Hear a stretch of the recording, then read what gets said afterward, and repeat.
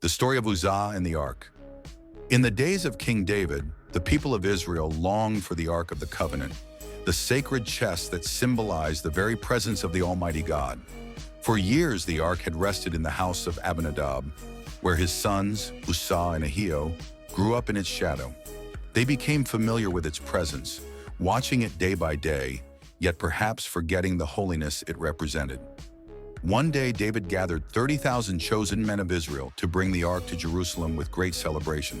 They placed the Ark upon a new cart, and Uzzah and Ahio, the sons of Abinadab, were chosen to guide it.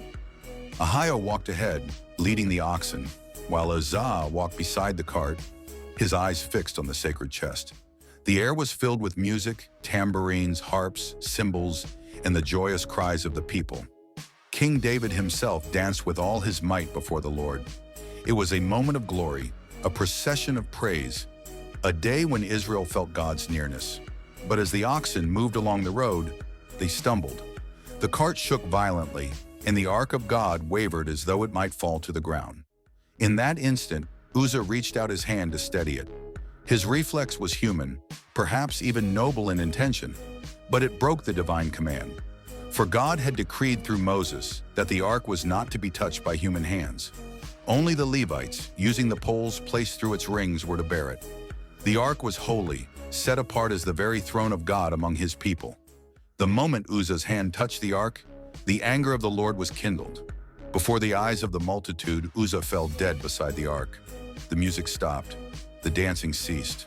Fear and trembling gripped the hearts of all. Even King David was struck with awe and sorrow, declaring, "How shall the Ark of the Lord come to me?" From that day, the people understood the holiness of God must never be taken lightly. His presence is glorious, but it demands obedience, reverence, and fear.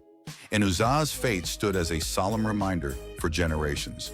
God is near, but he is holy. Moral lesson. The story of Uzzah teaches us that good intentions can never replace obedience to God's instructions. God's commands are holy and must be followed with reverence. Familiarity with sacred things must never lead to carelessness. Above all, his presence is both a blessing and a responsibility, reminding us to walk in humility, fear, and obedience before him. Please like and leave a comment. If you're not following us, you probably will not see us again.